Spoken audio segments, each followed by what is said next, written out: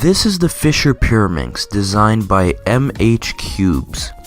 It's very similar to a regular Pyraminx. The main difference is that one of the axes is turned by 60 degrees. This means that the puzzle, from its solved state, has one face turn and 3 edge turns, which are equivalent to the 4 face turns of the original Pyraminx. The Pyraminx also has 4 trivial tips, one of which is carried over to the Fisher Pyraminx on its top. I think it's really interesting how the puzzle has curved cuts for the main turns and a straight cut for the trivial tip. Overall, it definitely has a very unique appearance, and I like it a lot. If you want to make one for yourself, the files are freely available on Thingiverse. Before I talk to you about how mine turned out in the end, I want to briefly show you how I built it. Alright, so besides the stickers, you can see that this is everything you need to create a Fisher Pyraminx of your own. And I have stickered 3 of the pieces, but that's just because I had a little bit of extra time to make some stickers. I haven't even cut any of the other stickers yet. So you can see that this is the entire bottom layer. This is the core from a Shapeshifting Pyraminx, which the designer of this puzzle, Mason, said you can use. However, the screws from a Shapeshifting Pyraminx are way too long, so I tried some M320 screws, which were also too long, and only with some M312 screws did I have success. So these are M312s here now, and this is the one that I'll be using for the last layer.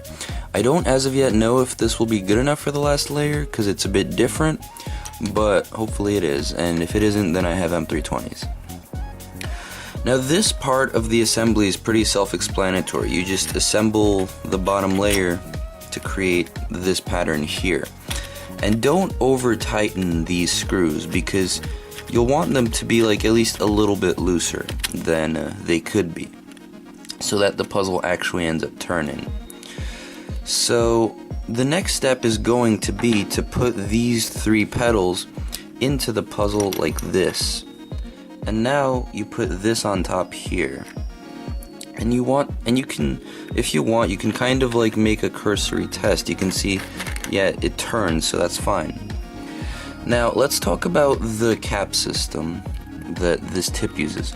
This is a rod, a hollow rod. Don't know if you can see if it's hollow. There you go. That basically goes into this piece like that, and then you put this on top of it. And that's how the tip works.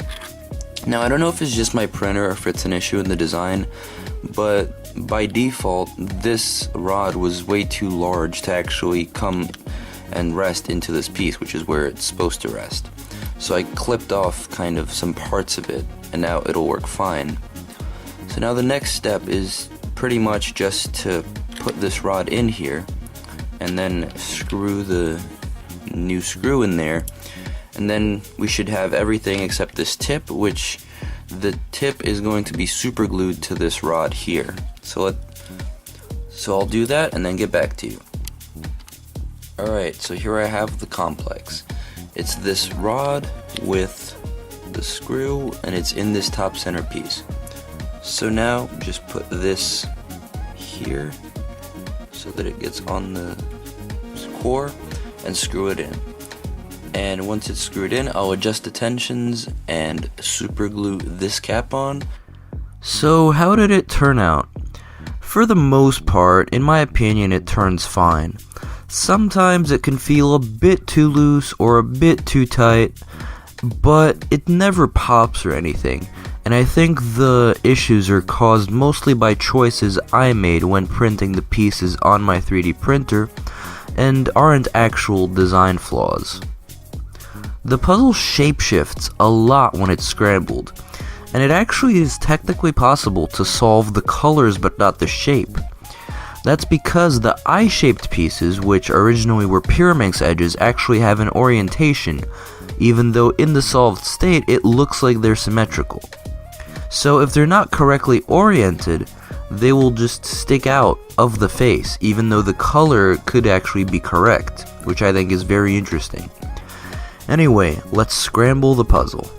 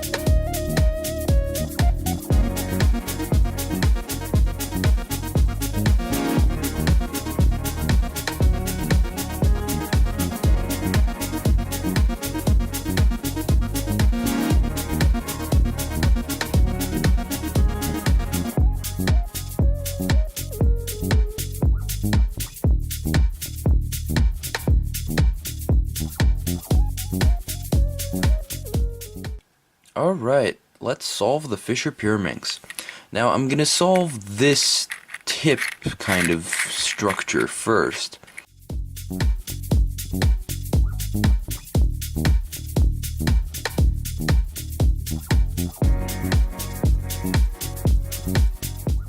There we are. So you can see that the tip, which is trivial, as well as these three edges are done. And now we can worry about the white side, which doesn't even look like a side at this point. If I didn't have this all solved, you wouldn't even honestly be able to tell that this is the white side. So, let us change that by flipping all of the centers to their correct spot. A problem with that is that it involves moving these edges around a little bit, and honestly it's something I should have probably done before putting these edges in, but it's not a big deal as turning these things is kind of simple.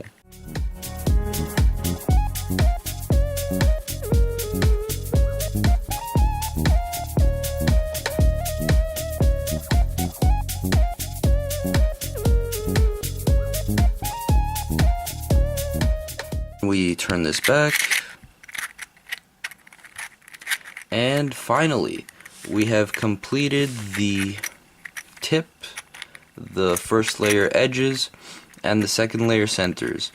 So now we can just use the sledgehammer type algorithm to maneuver the final three edges about, and hopefully position and orient them correctly.